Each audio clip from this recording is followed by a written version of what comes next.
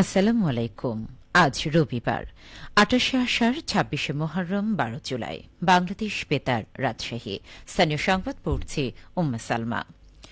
আজ সিরাজগঞ্জে চিকিৎসা বর্জ্য ব্যবস্থাপনার জন্য সাধারণ সংশোধন কেন্দ্রের উদ্বোধন করা হবে। সকাল ১০টায় সিরাজগঞ্জ সদর উপজেলা পরিষদ মিলনায়তনে এই উদ্বোধনী অনুষ্ঠান অনুষ্ঠিত হবে। চিকিৎসা বর্জ্য ব্যবস্থাপনার জন্য সাধারণ সংশোধন কেন্দ্রের উদ্বোধনী অনুষ্ঠানে প্রধান অতিথি থাকবেন বিদ্যুৎ, জ্বালানি ও খনিজ সম্পদ মন্ত্রী ইকবাল হাসান মাহমুদ টুকু। অনুষ্ঠানে আরও উপস্থিত থাকবেন পরিবেশ, বন ও জলবায়ু পরিবর্তন মন্ত্রণালয়ের মন্ত্রী আব্দুল আওয়াল মিন্টু ও পরিবেশ, বন ও জলবায়ু পরিবর্তন মন্ত্রণালয়ের প্রতিমন্ত্রী শেখ ফরিদুল ইসলাম। সিরাজগঞ্জ জেলা প্রশাসক মোহাম্মদ আমিনুল ইসলাম উদ্বোধনী অনুষ্ঠানে সভাপতিত্ব করবেন।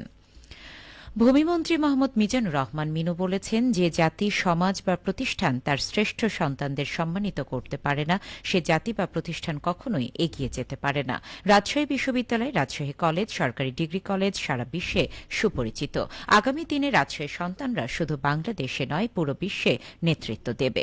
জেলা পরিষদের উদ্যোগে ২০২৫-এর এসএসসি সমমান এবং এইচএসসি সমমান পরীক্ষায় উত্তীর্ণ মেধাবী শিক্ষার্থীদের মাঝে এককালীন শিক্ষাবৃত্তি চেক বিতরণ অনুষ্ঠানে প্রধান অতিথি বক্তব্যে তিনি একথা বলেন। গতকাল জেলা পরিষদ অডিটোরিয়ামে এই অনুষ্ঠানের আয়োজন করা হয়। বর্তমান সরকারের শিক্ষার মান উন্নয়নের কর্মসূচি তুলে ধরে ভূমিমন্ত্রী বলেন, বর্তমান সরকার শিক্ষার মান উন্নয়নে কাজ করে চলেছে। সাবেক প্রধানমন্ত্রী বেগম খালেদা জিয়া নারীদের উন্নয়নে তাদের অবৈতনিক শিক্ষা ব্যবস্থা শুরু করেছিলেন। তারই ধারাবাহিকতায় এবার অনার্স পর্যন্ত নারীদের শিক্ষা অবৈতনিক করার পরিকল্পনা করছেন প্রধানমন্ত্রী তারেক রহমান। বগুড়া সিটি কর্পোরেশন ঠিকাদার সমিতির নবনির্বাচিত কমিটির পরিচিতি ও শপথ গ্রহণ অনুষ্ঠিত হয়েছে। গতকাল নগর ভবনের অডিটোরিয়ামে আয়োজিত অনুষ্ঠানে প্রধান অতিথি হিসেবে নবনির্বাচিত কমিটির সদস্যদের শপথ পাঠ করান বগুড়া জেলা বিএনপির সভাপতি ও সংসদ সদস্য রেজাউল করিম বাদশা। প্রধান অতিথির বক্তব্যে রেজাউল করিম বাদশা বলেন, সিটি কর্পোরেশন এলাকার উন্নয়ন কাজের টেন্ডার প্রক্রিয়ায় স্বচ্ছতা নিশ্চিত করতে হবে। ঠিকাদারদের ন্যায্য দাবি আদায়ের পাশাপাশি কর্পোরেশনের সঙ্গে সমন্বয় রেখে সততা, নিষ্ঠা ও দায়িত্বশীলতার সঙ্গে কাজ করে নগরের উন্নয়নে ভূমিকা রাখতে হবে। চাঁপাইনবাবগঞ্জের শিবগঞ্জে চক্ষু হাসপাতালের একটি উপকেন্দ্র উদ্বোধন করা হয়েছে। গতকাল বাংলাদেশ জাতীয় অন্ধ কল্যাণ সমিতি চাঁপাইনবাবগঞ্জের জেলা শাখা পরিচালিত এই উপকেন্দ্রের আনুষ্ঠানিক উদ্বোধন করেন চাঁপাইনবাবগঞ্জ ১ আসনের সংসদ সদস্য ড মোহাম্মদ কেরামত আলী। অনুষ্ঠানে বক্তারা বলেন, অসহায় দুস্থ মানুষ যারা চক্ষু চিকিৎসা থেকে বঞ্চিত হয়ে আসছে তাদেরকে ১০০ টাকার বিনিময়ে চিকিৎসা সেবা দেওয়া হবে। অবহেলিত চরাঞ্চলের মানুষের চোখে চিকিৎসা সহজলভ্য করতে এই চক্ষু হাসপাতাল উপকেন্দ্র গুরুত্বপূর্ণ ভূমিকা রাখবে বলে আশাবাদ ব্যক্ত করেন। বগুড়া দুপচাঁচিয়া উপজেলায় দেশব্যাপী বৃক্ষরোপণ কর্মসূচির অংশ হিসেবে বিভিন্ন শিক্ষা প্রতিষ্ঠানে বৃক্ষরোপণ এবং শিক্ষার্থীদের মধ্যে বিভিন্ন প্রজাতির গাছের চারা বিতরণ করা হয়েছে। গতকাল এই কর্মসূচিতে প্রধান অতিথি হিসেবে বৃক্ষরোপণ ও চারা বিতরণ করেন বগুড়া পল্লী উন্নয়ন একাডেমি আরডিএর মহাপরিচালক ড আব্দুল মজিদ প্রামাণিক। এ সময় বিভিন্ন শিক্ষা প্রতিষ্ঠানের প্রধান, স্থানীয় রাজনৈতিক নেতৃবৃন্দ এবং শিক্ষকরা উপস্থিত ছিলেন।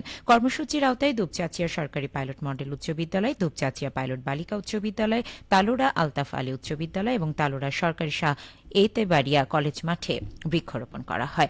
একই সঙ্গে শিক্ষার্থীদের মধ্যে বিভিন্ন প্রজাতির গাছের চারাও বিতরণ করা হয়। আয়োজকেরা জানান, পরিবেশ সংরক্ষণ, সবুজায়ন বৃদ্ধি এবং শিক্ষার্থীদের মধ্যে গাছ লাগানোর বিষয়ে সচেতনতা তৈরির লক্ষ্যেই এই কর্মসূচির আয়োজন করা হয়েছে।